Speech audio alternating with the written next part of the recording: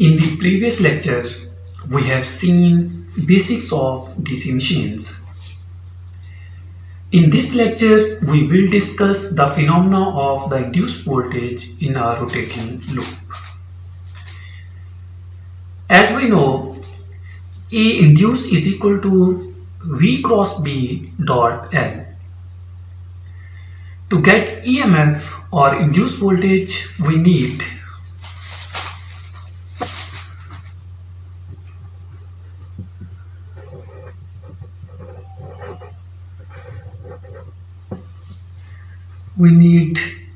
conductor,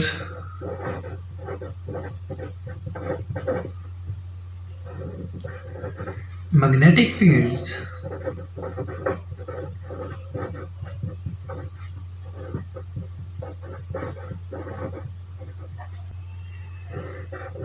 and relative motion between conductor and magnetic fields.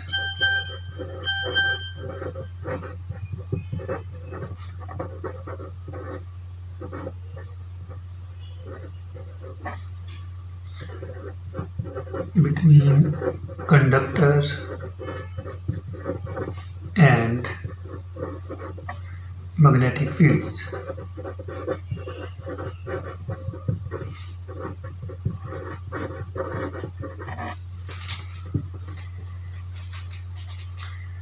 The diagram of DC machine is shown here.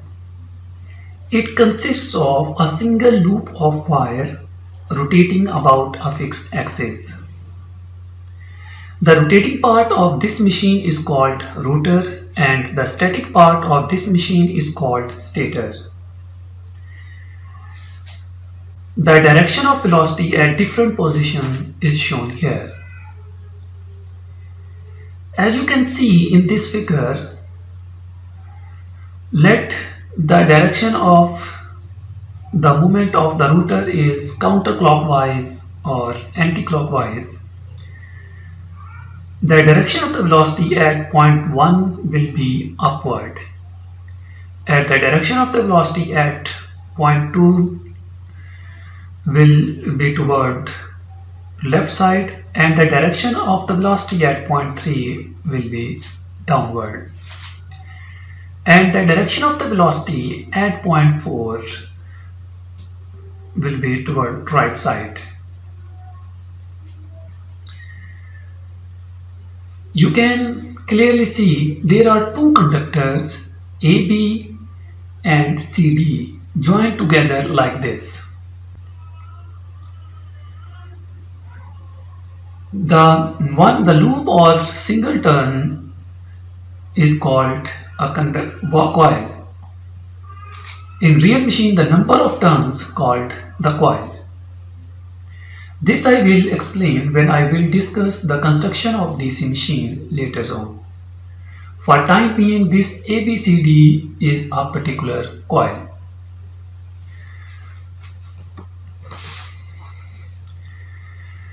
If the rotor of this machine is rotated, a voltage will be induced in the wire of loop. To determine the magnitude and shape of the voltage, examine the figure here.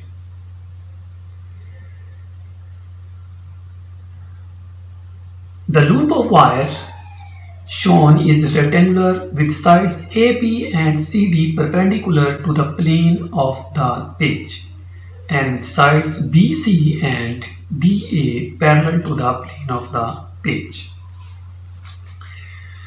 The loop consists of 4 segments. The segment number 1 is AB, segment number 2 is BC, segment number 3 is CD and segment number 4 is DA. To determine the total voltage E induced on the loop, examine each segment of the loop separately and sum all the resulting voltages. As we know, the voltage on each segment is given by the equation E induced is equal to V cross B dot L. The voltage across the segment AB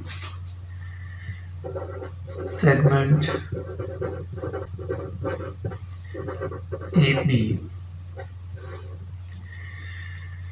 As we know, the direction of the velocity at point at the segment AB is upward, and the direction of the magnetic field is from north to south, that is towards right side. That is direction of the magnetic fields. This is the direction of the magnetic field and this is the direction of the velocity. The angle between velocity and B is 90 degree. The first condition of the induced voltage is fulfilled, V cross B. It means V and B are perpendicular to each other. The resulting of V cross B should be parallel to length L. The resulting of V cross B is V cross B. This is the resulting of velocity and magnetic field. The direction of the resulting velocity V cross B is parallel to the length of the conductor AB. It means both conditions are fulfilled. Therefore, EAB is equal to VBL.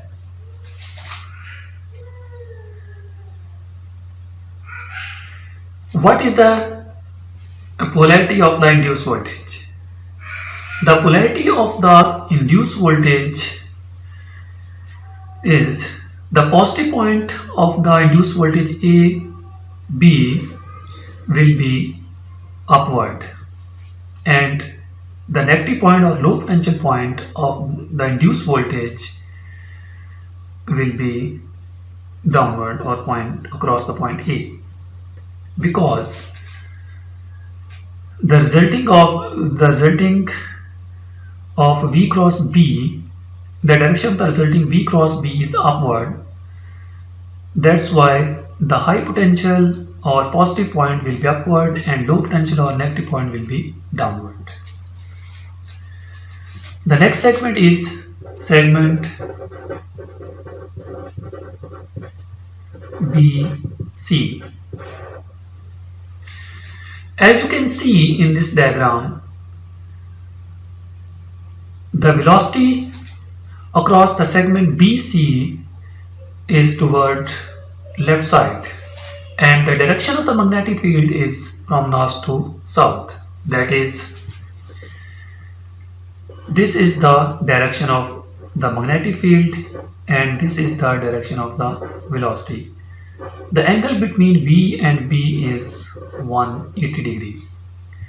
Therefore, EBC is equal to V cross B dot L is equal to 0. Because the angle between V and B is 180 degrees, sine 180 is 0. That's why induced voltage across BC segment is 0.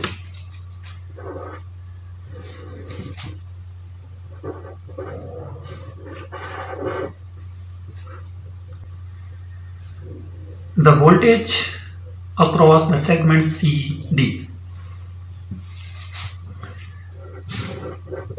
Segment CD. As you can see in this figure, the direction of the magnetic field as usual from north to south and the direction of the velocity at the conductor CD is downward.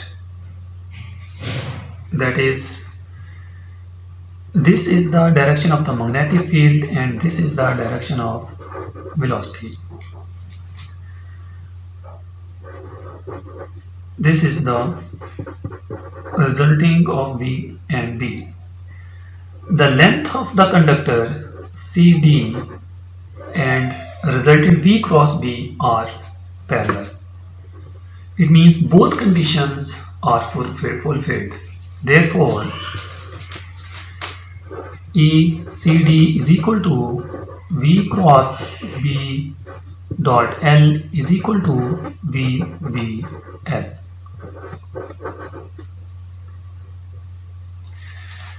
The polarity of the voltage across the conductor CD is the positive high potential point will be downward and the low potential or negative point will upward, as you can see in this diagram.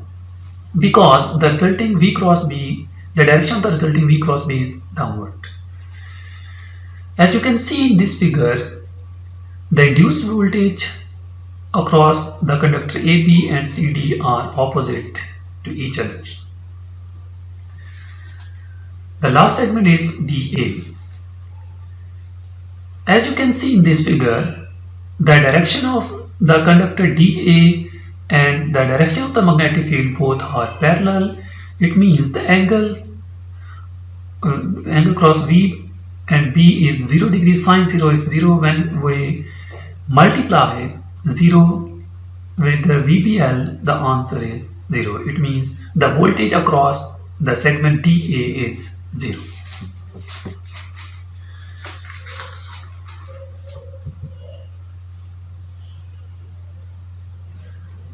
The total induced voltage on the loop E induced is given by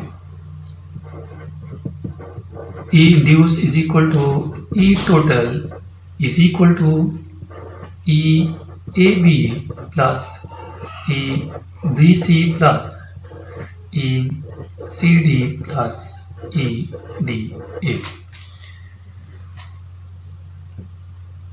Putting the value of EAB, EBC, ECD and EDA, we get E total is equal to 2VBL.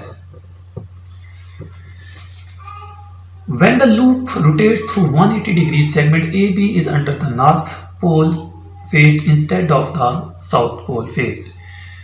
As you can see in this diagram,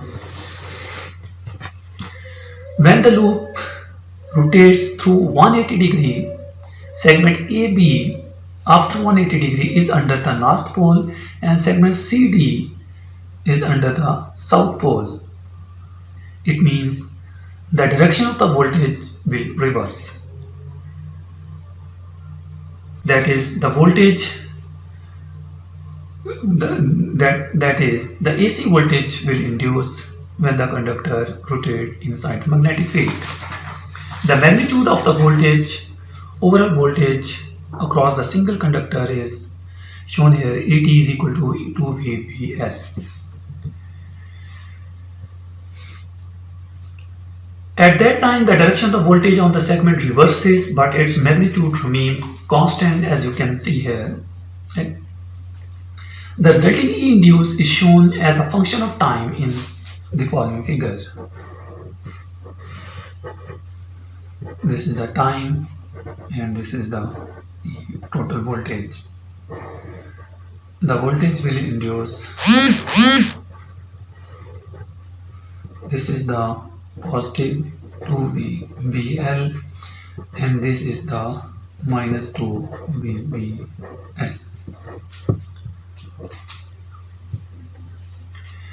The tangent velocity V of the edges of the loop can be expressed as V is equal to R omega. This is the equation number A. Putting the value of B in the above equation A, we get E total is equal to R omega BL. Notice also from the figure that the router surface is a cylinder. So the area of the router surface A is just equal to the area of the cylinder. As you can see in this figure, the surface of the router is a cylinder. Therefore, the area of the router and the cylinder both are same. that is A is equal to 2 pi r L. Since there are two number of poles, the area of the router under each pole is the area of the single pole is A is equal to 2 pi r L divided by number of poles is equal to pi r L. A is equal to pi r L. The value of RL is RL is equal to AP over pi. Putting the value of RL from this equation into this equation, we get E total is equal to 2 omega V A over pi. As we know, flux is equal to VA. Putting the value of VA is equal to flux in the above equation, we get E total is equal to 2 over pi flux into omega. As you can see in this equation, the induced voltage depending on three factors. The first factor is constant representing the mechanical construction of the machine, and the second factor is flux, and third one is the angular velocity. The relationship between angular velocity and flux is directly proportional to the induced voltage.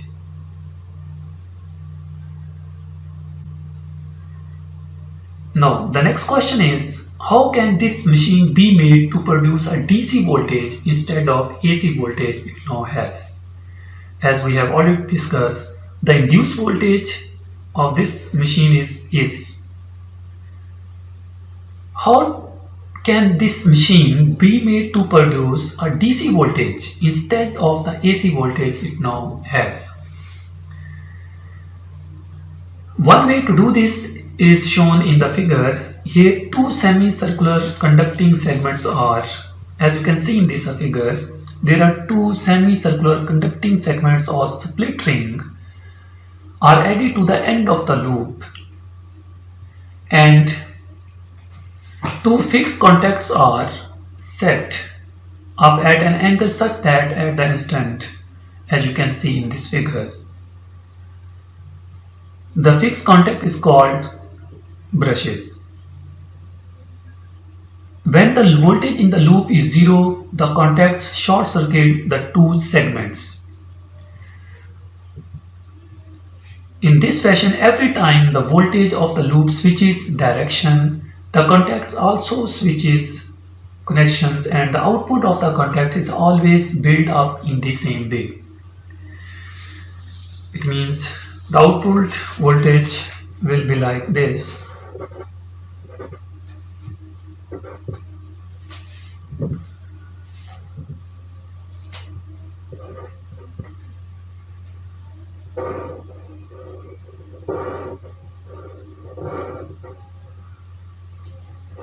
The final output voltage will be like this. This is not the pure DC voltage. We can say that these are the pulsating voltages.